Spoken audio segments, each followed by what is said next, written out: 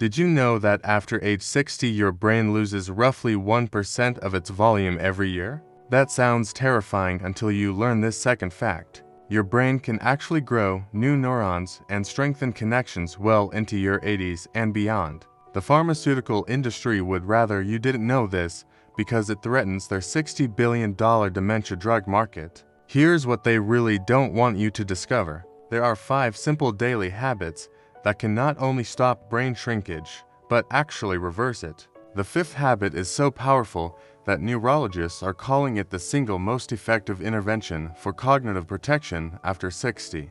But the 2nd habit might surprise you because it involves doing less of something your doctor probably told you to do more of. Before we dive in, let me ask you this. Drop a comment and let me know where you're watching from and whether you've noticed any changes in your memory lately. Just a simple yes or no will help me understand who's listening. The truth buried in the latest brain science is this. Memory problems aren't inevitable, they're preventable. And if you're already experiencing some forgetfulness, the right interventions can help you bounce back stronger than before. But here's the catch. You have to start these habits now, because every day you wait your brain is literally shrinking. Not to scare you, but to protect you. Let's start with brain-saving habit number 5. This one might make you angry because it goes against everything the medical system has been telling you for decades. Stop taking so many supplements. Yes, you heard that right. The supplement industry has convinced millions of people over 60 that handfuls of pills will save their brains. Research from major medical centers suggests that taking more than 3 supplements simultaneously can actually impair cognitive function in older adults. Your liver has to process every single pill, and when it's overwhelmed it can't properly detoxify the compounds that damage brain cells. Here's why this matters. Your brain uses 20% of your body's total energy. When your liver is working overtime to process unnecessary supplements, it diverts energy away from brain maintenance. Think of it like trying to run your computer while downloading 50 programs at once. Everything slows down. Meet Patricia, age 64, former high school principal who was taking 12 different supplements daily, including brain boosters, ginkgo biloba fish oil, vitamin D, and a multivitamin. She came to see me because she was forgetting students' names for the first time in her 30-year career. I had her eliminate all but the supplements, her multivitamin and vitamin D, since her blood levels were actually low. Within 3 weeks, Patricia was remembering names again. Within 6 weeks, she told me her thinking felt clearer than it had in years. So what should you do instead? Get a basic blood panel? Ask your doctor to check vitamin D, vitamin B12, and folate levels. Only supplement what's actually deficient in your blood work. If your levels are normal, you're wasting money and possibly harming your brain. The only exception might be omega-3 fatty acids if you eat fish less than twice per week. But even then, start with 1 supplement at a time and see how you feel. Here's the kicker about supplements. The companies marketing them know that people over 60 are worried about memory loss. They're preying on your fears with claims that aren't backed by solid evidence. Don't fall for it. Brain-saving habit number 4, about timing, and it's something Japanese centenarians have been doing for centuries. Eat your largest meal before 2 p.m. This isn't just about weight control, although that helps your brain too. This is about something called circadian metabolism. Your brain's cleanup system works best when you're not actively digesting food. Research has found that people who eat their biggest meal later in the day show more beta amyloid buildup in brain scans. Beta amyloid is the protein that clumps together in Alzheimer's disease. Why does meal timing matter so much? Your brain has a waste removal system called the glymphatic system. Think of it like a dishwasher that runs while you sleep. But if you're still digesting a heavy dinner, this cleanup system can't work efficiently. Food comas aren't just about feeling sleepy. They're about your brain being too busy managing digestion to properly maintain itself. Consider Robert, age 67, retired electrician who loved his big evening meals. Steak, potatoes, the works around 7 p.m. every night. He started noticing he couldn't remember whether he'd locked the front door or turned off the stove. I suggested he flip his eating schedule. Big breakfast, smaller lunch, tiny dinner before 6 p.m. The first week was tough, but by week 2 Robert felt more alert in the evenings. By week 4, his wife noticed he wasn't asking the same questions multiple times anymore. Here's your protocol. Make breakfast your feast. Eggs, avocado, whole grain toast, be some berries. Moderate lunch with protein and vegetables. Light dinner before 6 p.m.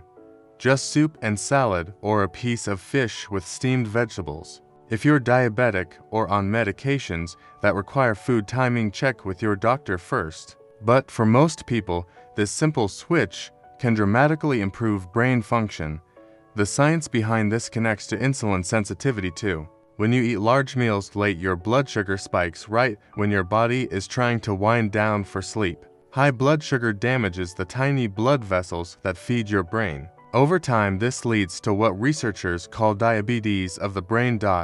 Now here's where it gets interesting. Brain-saving habit number 3 involves movement, but not the kind your gym trainer would recommend. Walk backwards for 5 minutes every day. I know this sounds strange, but hear me out. Backward walking activates parts of your brain that forward walking doesn't touch. Studies from rehabilitation centers show that people who practice backward walking improve their memory test scores significantly compared to those who only walk forward.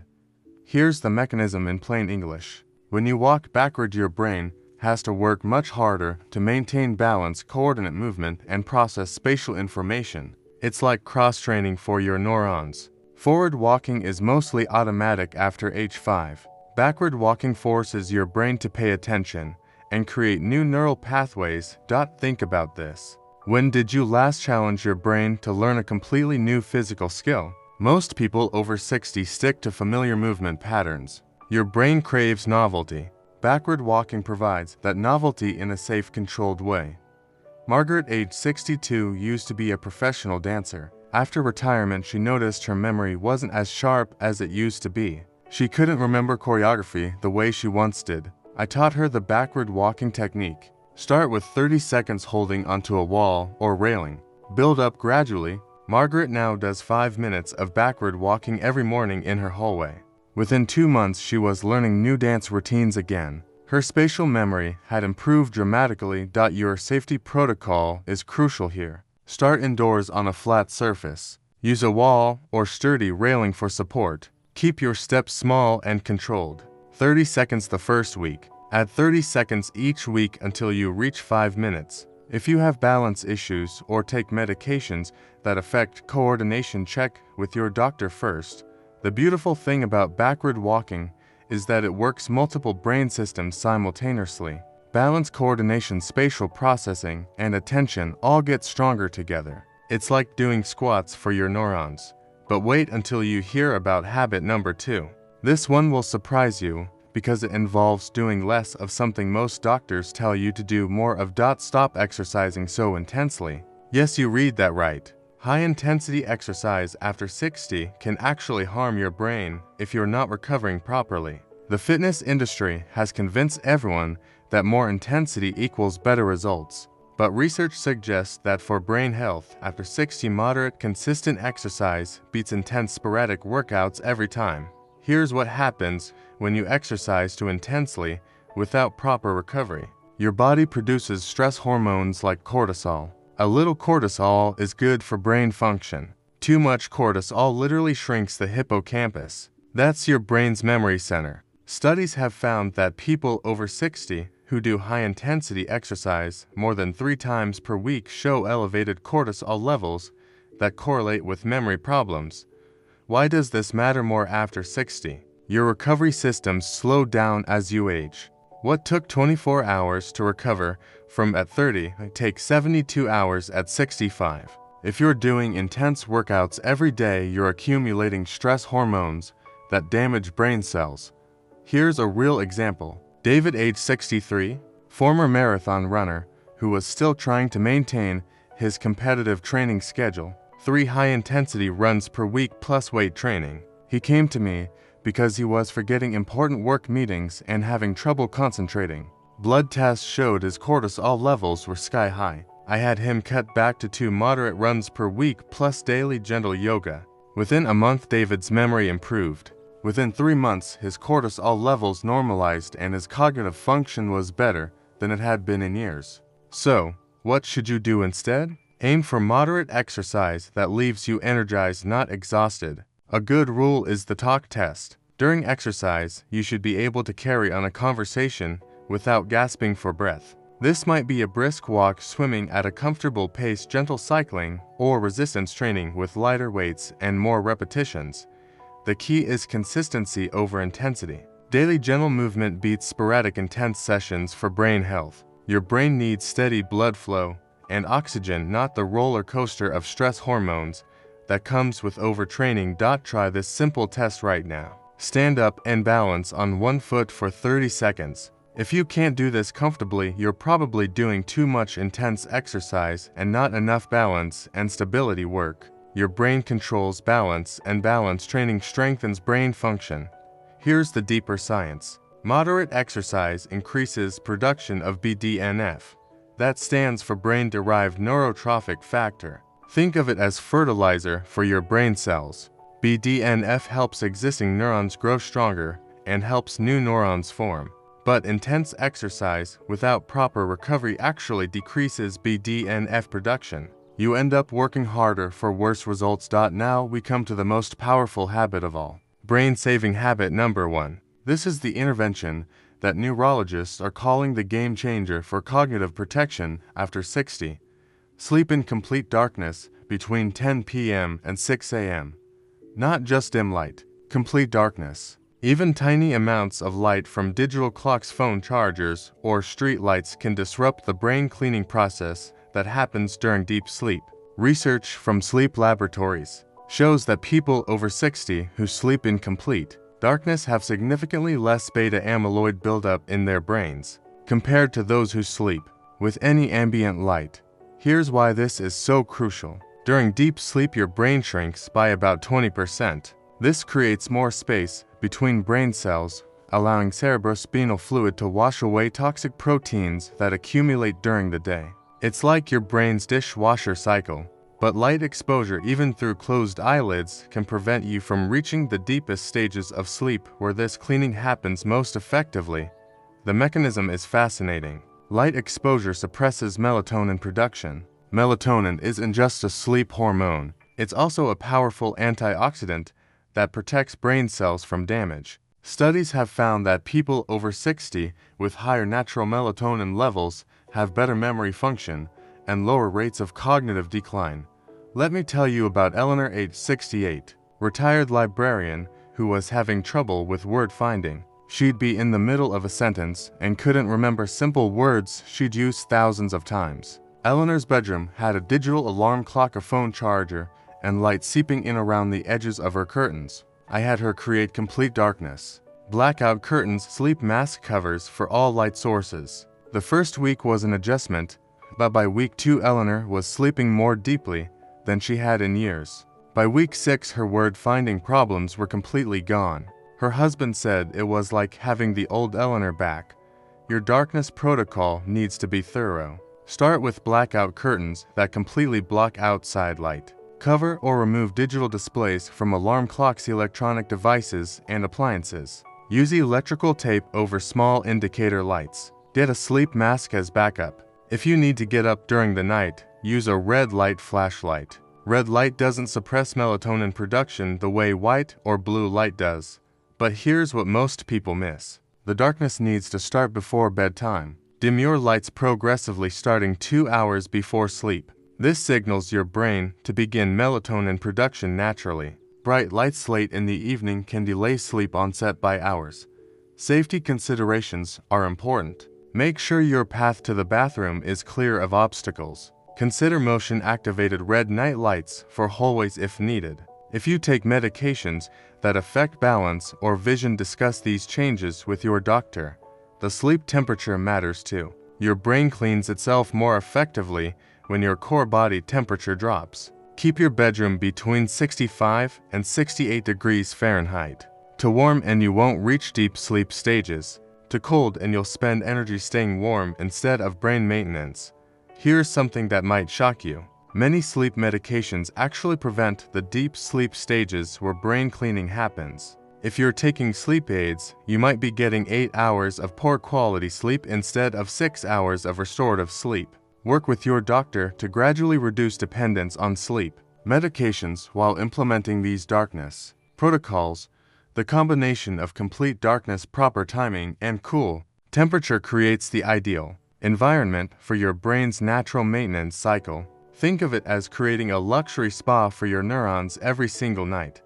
Now let's talk about why these 5 habits work so powerfully together. Each one addresses a different aspect of brain health. Reducing unnecessary supplements decreases liver burden and allows more energy for brain function. Eating your largest meal early optimizes circadian metabolism and brain cleanup systems. Backward walking creates new neural pathways and challenges cognitive processing. Moderate exercise provides steady BDNF production without excess stress hormones. Complete darkness enables deep sleep and maximum brain detoxification. But here's the key. You don't have to implement all 5 habits at once. That's a recipe for overwhelm and failure. Start with the one that seems easiest for you. Master it for 2 weeks. Then add the next one. Building habits gradually creates lasting change. Most importantly, understand this. Memory problems after 60 aren't a life sentence. They're often the result of lifestyle factors that you can control. The medical system wants you to believe that cognitive decline is inevitable, so you accept expensive treatments with questionable benefits. But the science shows that simple daily habits can be more powerful than any pill. Your brain is remarkably resilient and adaptive. Even if you're experiencing some memory issues now, these habits can help you regain cognitive sharpness. The key is starting immediately. Every day you implement these changes is a day your brain begins healing and strengthening itself. One more thing about the supplement industry. They've created a culture of fear around brain health. Pop this pill or face dementia. Take this powder or lose your memory. It's marketing manipulation targeting your deepest fears. The reality is that your brain has sophisticated self-repair mechanisms that work best when you support them with proper sleep, movement, nutrition, timing, and reduce chemical burden. Let me give you one final real-world example. Thomas, age 71, retired engineer who was convinced he had early dementia because he kept forgetting appointments and misplacing his keys. His doctor wanted to start him on cognitive medications. Instead, Thomas tried these 5 habits. He eliminated 8 of his 10 daily supplements, started eating his big meal at noon, added 5 minutes of backward walking to his morning routine, switched from intense gym sessions to moderate daily walks, created complete darkness in his bedroom. Within 2 months, Thomas was sharper than he'd been in 5 years. His doctor was amazed at the improvement and agreed to hold off on medications. This isn't magic. It's biology working the way it's supposed to when you remove the obstacles and provide the right environment. Your brain wants to function well. These habits simply give it the support it needs. Remember that aging isn't about fighting your body. It's about working with your body's natural systems more intelligently. These 5 habits align with how your brain actually works, rather than fighting against its natural processes. The pharmaceutical approach to brain health is like trying to fix a car engine by adding more oil when the real problem is that the oil filter is clogged. These habits clear the filter and allow your brain's natural maintenance systems to work effectively. Here's something else to consider. These habits don't just protect your memory, they improve overall health quality, sleep, energy levels, and emotional stability. When you support your brain properly, everything else works better too.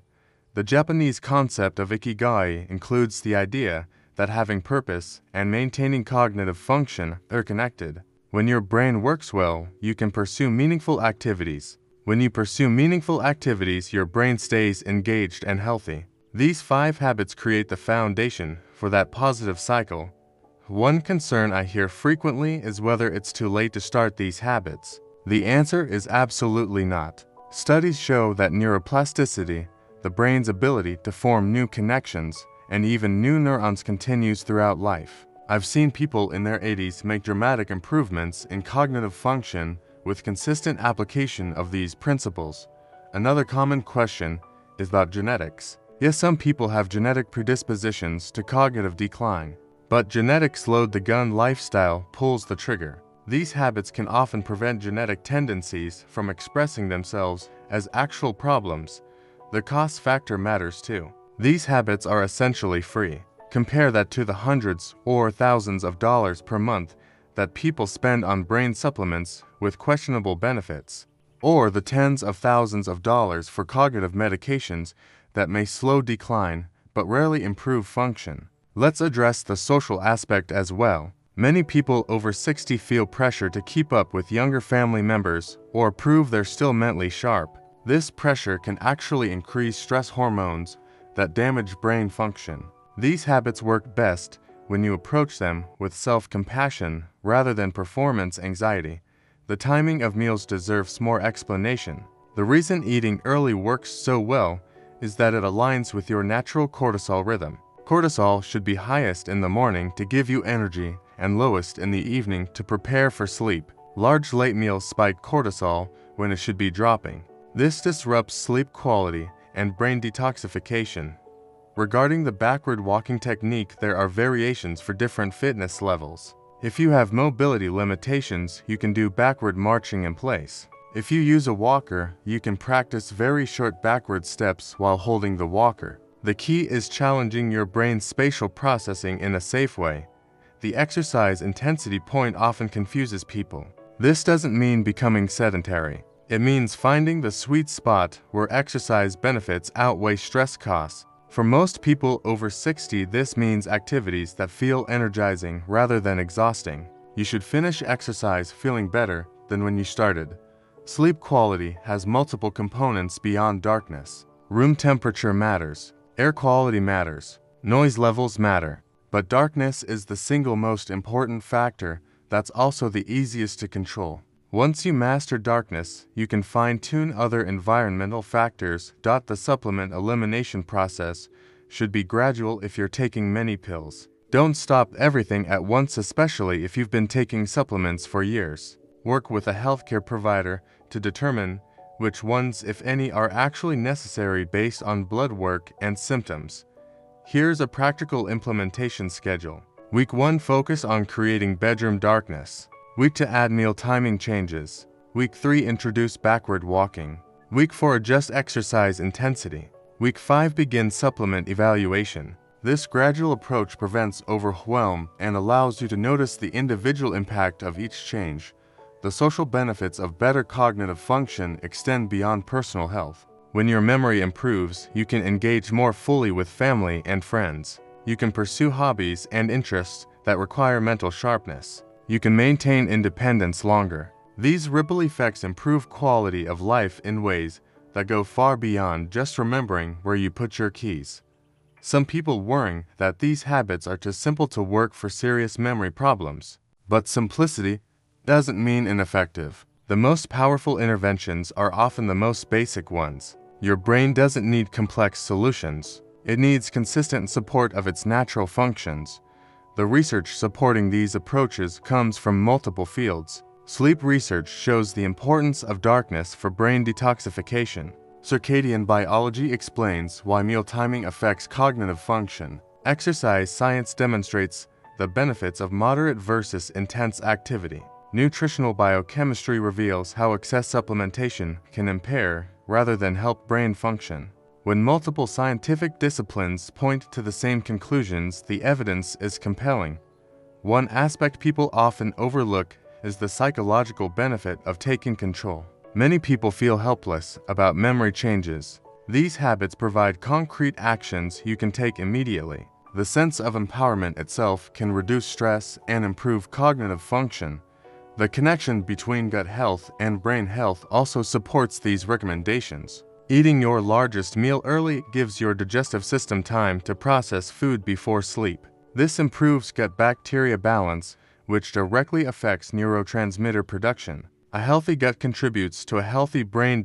Environmental toxins are another factor. Many supplements contain fillers, preservatives, and contaminants that can harm brain function. Reducing unnecessary supplements decreases your toxic load and allows your body's natural detoxification systems to work more effectively. The inflammation connection is crucial too. Poor sleep, late heavy meals, excessive supplements, and intense exercise without proper recovery all increase inflammation. Chronic inflammation is one of the primary drivers of cognitive decline. These habits work together to reduce inflammatory burden on your brain. Quality of life improvements often appear before measurable cognitive changes. People report feeling more alert during the day, sleeping better at night, having more stable moods, and experiencing less anxiety about their memory. These quality of life benefits are valuable in themselves and create positive feedback loops that support continued habit implementation. The financial savings can be substantial. Eliminating unnecessary supplements saves hundreds of dollars per month for many people. Better sleep reduces healthcare costs. Maintained cognitive function allows you to continue managing your own affairs instead of needing expensive assistance. The economic benefits compound over time. Family dynamics often improve as well. When your memory and thinking are sharper, you're less likely to repeat questions, ask for constant reminders, or seem confused during conversations. This reduces family stress and maintains your role as a capable contributing family member.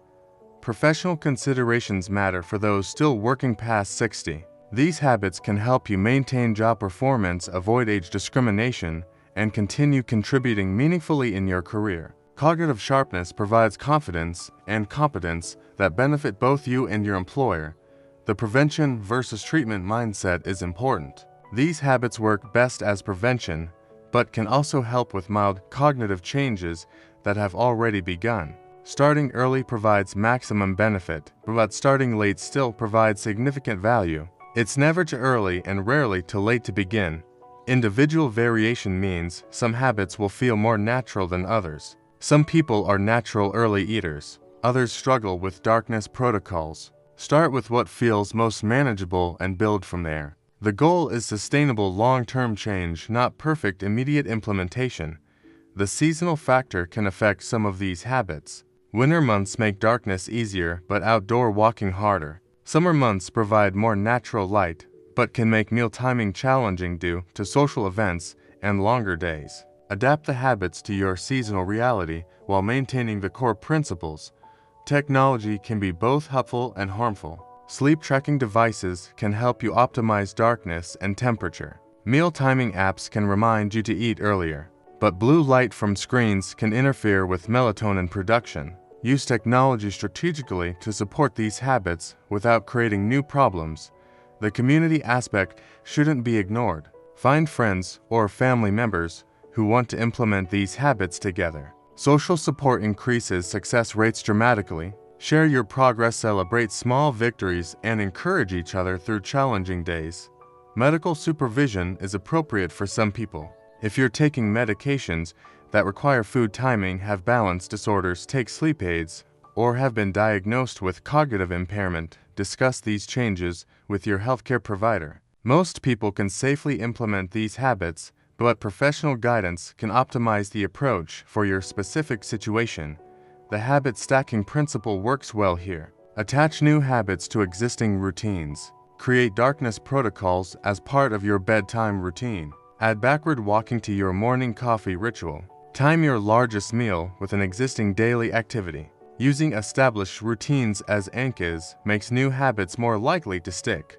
Measuring progress helps maintain motivation. Keep a simple journal noting sleep quality, energy levels, memory incidents, and mood changes. You don't need complex tracking, just basic awareness of how you feel and function from week to week. Positive changes often occur gradually and can be missed without some form of documentation. The long-term perspective matters most. These aren't quick fixes, but lifestyle changes that provide benefits over months and years. Consistency beats intensity. Small daily actions compound into significant long-term results. Think of these habits as investments in your future cognitive health rather than immediate solutions to current problems. Remember that setbacks are normal. You might have nights when darkness, imperfect days when meal timing is off, or weeks when exercise consistency drops. Don't let imperfection derail the entire process. Return to the habits as soon as possible without self-judgment. Progress isn't linear, but the overall trajectory can be strongly positive. The science continues evolving, but these fundamental principles remain solid. Support your brain's natural functions rather than fighting them. Reduce unnecessary burdens while providing essential support. Work with your biology rather than against it. These approaches align with how your brain actually works and provide sustainable long-term benefits. Your brain has carried you through decades of life experiences, learning, and growth. It deserves the best support you can provide. These 5 habits offer that support in practical, affordable, sustainable ways. The choice is yours, but the opportunity is real. Your cognitive future isn't predetermined. It's largely under your control through the daily choices you make starting today. Which of these 5 brain-saving habits resonates most with you, and what's one small step you could take this week to begin implementing it in your daily routine?